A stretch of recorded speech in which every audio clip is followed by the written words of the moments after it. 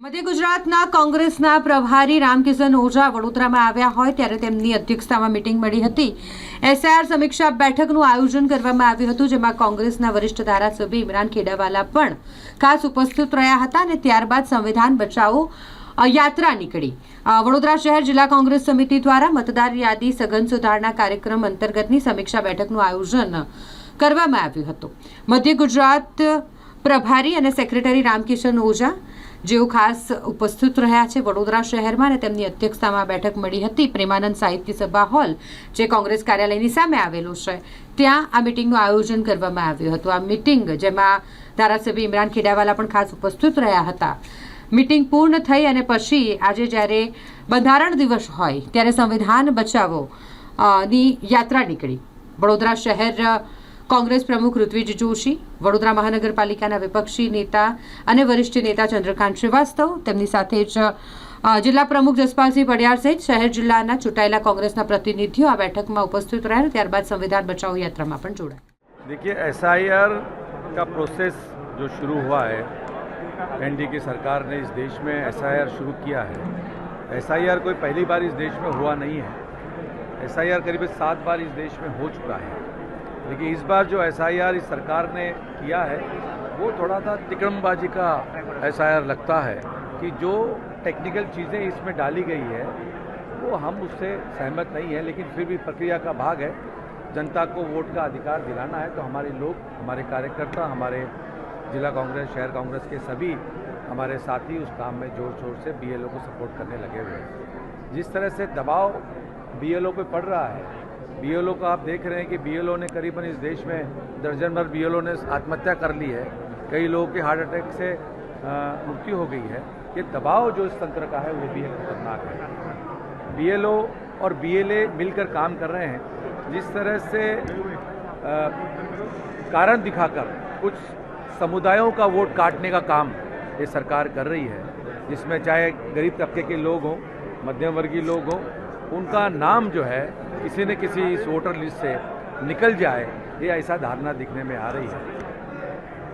कांग्रेस ने आज़ादी के बाद इस देश में वोट का अधिकार दिया था, और वोट का अधिकार एक ऐसे व्यक्ति, एक नागरिक को था कि वो अपना खुद का नेता, सत्ता में कौन व्यक्ति सत्ता में रहना चाहिए, वो चुनने का अधिकार इस संविधान के मार्फत एक नागरिक को दिया गया था। लेकिन अभी ये देखने में आ रहा है कि सत्ता पक्ष के लोग ये सोच रहे हैं कि हमें जो चाहिए, हमें सत्ता में आने के लिए जो वोट जिस वोटर से वोट चाहिए, उन्हीं वोटरों को वो वोट का अधिकार देना चाहते हैं, जो इस तरह से ये ठीक नहीं है कानूनी हिसाब से। और हमारे लोग लगे हुए हैं, हमारे कार्यकर्ता पूरी तरह ताकत के साथ जो अड़चनें आ रही हैं उस अड़चनों को दूर करने के लिए हमारे कार्यकर्ता पूरी ताकत के साथ बीएलओ के साथ मिलकर काम कर रहे हैं। उसी की समीक्षा बैठक हम लेने यहाँ आए हैं। मैं समझता हूँ कि सरकार के जो भी हथकंडे इस एसआईआर को चलाने में किए हैं, कहीं न कहीं रोकने का काम हमारे लोग कर रहे हैं। फिर भी देखते हैं, 9 तारीख की यादी आती है, उसमें और भी बातें सामने आएंगी किस तरह से वो काम कर रहे हैं, फिर उस समय चर्चा करेंगे। इस समय अपनी पारिवारिक बैठक है हमारी, हम अपने कार्यकर्ता और हमारे नेताओं के बीच में चर्चा करने के लिए उपस्थित हैं। धन्यवाद।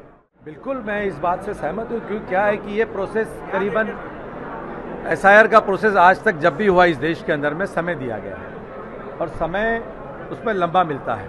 ये समय जो कम दिया गया है और तांत्रिक अड़चनें उसमें है, कई सारे लोड करने पड़े पेपर, लोगों को माहिती देनी पड़ती है, पर डे की रिपोर्ट देनी पड़ती है, और भी कोई तकनीकी जो मामले हैं जो वो सरकार ही जानती है क्या करवा रही है।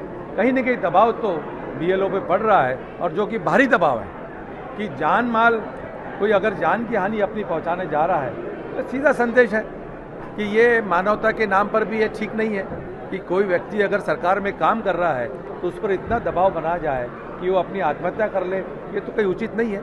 एक लोकतांत्रिक देश है, इस देश में आज़ादी मिली आज 70-80 साल हो गए हैं, लोगों को आज़ाद से रहने की बात करने की बात है। एक समय होता है काम करने का, अगर उससे 12-12, 18-18 घंटे काम करवाओगे और दबाव डालोगे तो क्या करेगा। और आज की डेट में दबाव के कारण ये हो रहा है, ऐसा मैं समझता हूँ। और कुछ लोग ऐसा भी मान रहे हैं कांग्रेस में कि इस तरह से ये प्रक्रिया के दौरान कांग्रेस के वोट काटे जा रहे हैं, आप किस तरह से देखते हैं? मैंने कहा है आपको, कुछ समुदाय ऐसे हैं जिन समुदायों को संविधान के मार्फत कांग्रेस की सरकारों ने, भारत देश ने, चाहे बाबा साहब आम्बेडकर हो, चाहे जवाहरलाल नेहरू जी हो, चाहे सरदार वल्लभ भाई पटेल साहब हो, उनके नेतृत्व में एक संविधान बना है और उस संविधान के मार्फत से जिन समुदायों को एक निचली परिस्थिति से ऊपर आने का उत्थान का कार्यक्रम जिनके साथ हुआ है, जिनको आगे बढ़ने का मौका मिला है, जिनको पढ़ाई में आगे बढ़ने का मौका मिला है, जिनको नौकरियां मिली है, ये कहीं न कहीं 100 साल से जो एक संस्था चल रही है इस देश में, उस संस्था को कभी हजम नहीं हुआ। चाहे अंग्रेजों के कार्यकाल की बात करें, जब आज़ादी की लड़ाई लड़ी जा रही थी, कांग्रेस और आज़ादी की लड़ाई लड़ रही थी, उस समय उनका साथ दे रहे थे।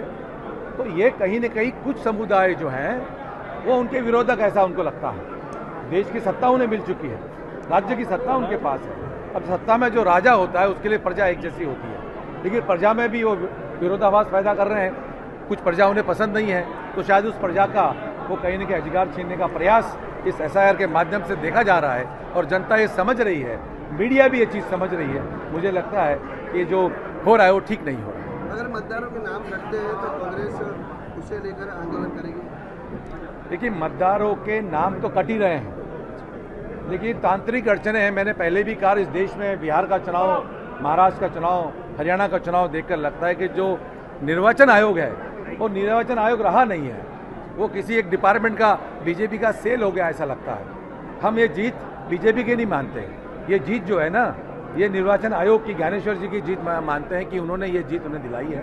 और एकदम स्पष्टता के साथ कांग्रेस पार्टी का ये बिल्कुल धारणा है और ये सोच बन गई है और देश की जनता की भी ये सोच बनते जा रही है कि निर्वाचन आयोग कहीं न कहीं किसी न किसी पक्षपात इस चुनाव में कर रहा है। धन्यवाद।